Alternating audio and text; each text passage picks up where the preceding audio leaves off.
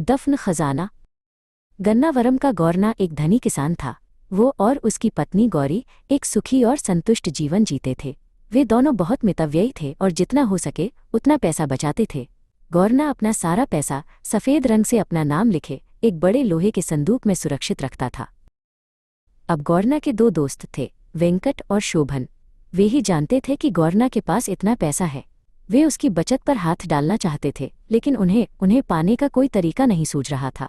एक दिन पैसे की सख्त ज़रूरत होने पर वेंकट और शोभन ने गौरना को अपना धन देने के लिए राजी करने का फैसला किया।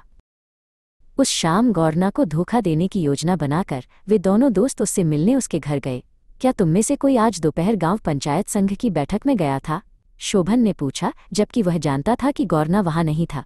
नहीं, गौरना ने जवाब दिया, मैं नहीं जा सका। हालांकि मैं मंत्री जो कहने वाले थे वह सुनना चाहता था। मैं वहां था, वेंकट ने कहा, और नई नहर के बारे में बात करने के अलावा मंत्री ने गणपति की उनके अच्छे कामों के लिए प्रशंसा की। उन्होंने कहा कि गणपति दान में ऐसे पैसा देते हैं जैसे कोई पानी देता है, लेकिन हर कोई जानता है कि जब गणपति यहाँ आए थे तो वे एक गरीब आदमी थे। शोभन ने जोर देकर कहा, और अब उनकी कीमत लाखों में है। वेंकट ने उत्सुकता से जोड़ा, तुम्हारा पैसा इस तरह कभी नहीं बढ़ेगा गौरना। शोभन ने कहा, जब तुम इसे अपने संदूक में बंद रखोगे। धोखे से अमीर बनने की बजाय ईमानदार रहना और अपनी आय के भीतर जीना बेहतर है, गौरना ने जोर दिया। दोस्त देर रात तक बहस करते रहे। दोनों ने अपने पैसे का निवेश करने के लिए उसे समझाने की पूरी कोशिश की। आखिरकार आधी रात से ठीक पहले उन्होंने उसे अपना पैसा उन्हें सौंपने के लिए मना लिया। उन्होंने उसे भरोसा दिलाया कि वो जल्द ही अमीर बन जाएगा। गौरना अभी भी संशय में था। उसने अपने 20,000 रुपये उन्हें सौंप दिए। 1 साल बीत गया और उसने ये देखने का फैसला किया कि उसका पैसा कितना बढ़ गया है। वो अपने दोस्तों से मिलने निकल पड़ा। उसने शोभन और वेंकट को वेंकट के घर पर पासा खेलते हुए पाया। उसने उनके खत्म होने तक इंतजार किया। फिर उसने पूछा कि व्यापार कैसा है और वे उससे मिलने क्यों नहीं आए। वेंकट का चेहरा पीला पड़ गया, जबकि शोभन ने निराशा में अपने हाथ मल लिए। वेंकट ने गौरना को अपनी दुख भरी कहानी सुनाई। पैसा खो गया था। क्या मेरी मेहनत की कमाई 20,000 चली गई? गौरना चिल्लाया। हमने जहर लेने के बारे में भी सोचा था, वेंकट ने कहा, लेकिन इसके बजाय आपसे छिपने का फैसला किया। तुम जो भी करो, मेरा पैसा वापस नहीं आएगा, गौरना ने दुख से कहा। वो घर से निकला और जैसे किसी सपने में हो वैसे ही घर की ओर चला।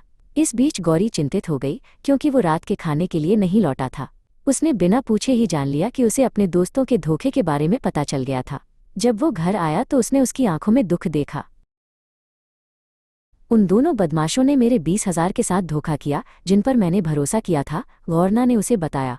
लेकिन मैं उन्हें एक ऐसा सबक सिखाऊंगा जिसे वे कभी नहीं भूलेंगे। 1 हफ्ते बाद वो सामान्य रूप से जीवन जीने लगा। उसने अफवाहें सुनी कि वेंकट और शोभन के धोखे के बारे में हर कोई जानता था।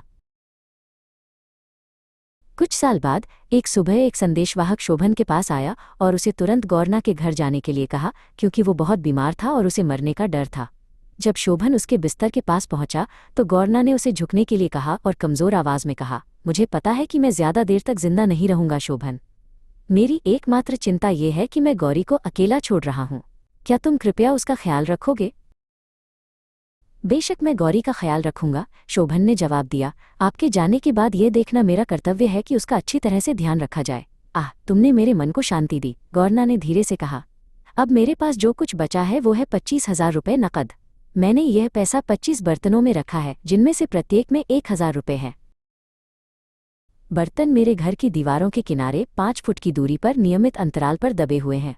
पहला बर्तन ठीक मेरी बेडरूम की खिड़की के नीचे दबा हुआ है। मैं समझ गया, शोभन ने कहा, अपनी आंखों में लालच की झलक को छिपा न सका। मेरे मरने के बाद गौरना ने जारी रखा, जब मेरी पत्नी को पैसे की जरूरत होगी तो मैंने उसे तुम्हारे पास आने के लिए कहा है। तुम मुझ पर भरोसा कर सकते हो, शोभन ने आश्वासन दिया, लेकिन मैं तुमसे विनती करता हूं कि तुम वेंकट को वो न बताना जो तुमने अभी अभी मुझे बताया है। मुझे नहीं लगता कि वो तुम्हारी अंतिम इच्छा का सम्मान करेगा। जैसा तुम चाहो, गौरना ने कहा और अपनी आंखें बंद कर लीं। उसी दोपहर उसने वेंकट को बुलाया और वो सब दोहराया जो उसने शोभन से कहा था। वेंकट ने गौरी का ख्याल रखने और यह सुनिश्चित करने का वादा किया कि उसे पैसे तभी मिले जब उसे वास्तव में उनकी जरूरत हो। 1 हफ्ते बाद बेचारा गौरना मर गया। अपनी मृत्यु से पहले उसने गौरी को अपना रहस्य बताया, जो उसे उसके शेष जीवन के लिए सुरक्षा देगा। उसकी मृत्यु के कुछ महीनों बाद गौरी ने फैसला किया कि उसे कुछ पैसे की जरूरत है।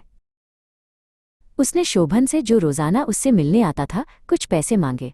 उसने उसे बताया कि गौरना ने कहा था कि जब भी उसे खर्च के लिए पैसे की जरूरत हो तो वो उससे संपर्क करे।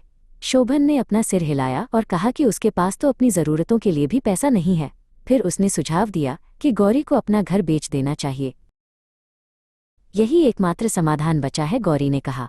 हाँ, अगर मुझे अच्छी कीमत मिली तो मैं घर बेच दूंगी। शोभन ने तुरंत कहा कि वो इसे 25,000 रुपये में खरीदने को तैयार है, जिसे वो आसानी से एक दोस्त से उधार ले सकता है। गौरी ने कहा कि उसे उसके प्रस्ताव पर विचार करना होगा। शोभन और वेंकट इस डर से कि गौरी घर किसी और को बेच सकती है, उन्होंने इसे मिलकर 25,000 रुपये में खरीदने का फैसला किया। अपने पति के दोस्तों से पैसा लेने के बाद गौरी ने गांव छोड़ दिया और अपने भाई के पास रहने चली गई। उसके जाने के तुरंत बाद हर रात घर से अजीब आवाजें आने लगीं। ग्रामीणों ने सोचा कि गौरना का भूत आने लगा है और वे दूर ही रहे। थोड़े समय बाद एक एक करके सारी दीवारें और आखिरकार गौरना के घर की छत ढह गईं। हर किसी ने सोचा कि ये उसके बेचैन भूत का काम था। शोभन और वेंकट को एहसास हुआ कि मृत गौरना की बात ही आखिर में सही साबित हुई।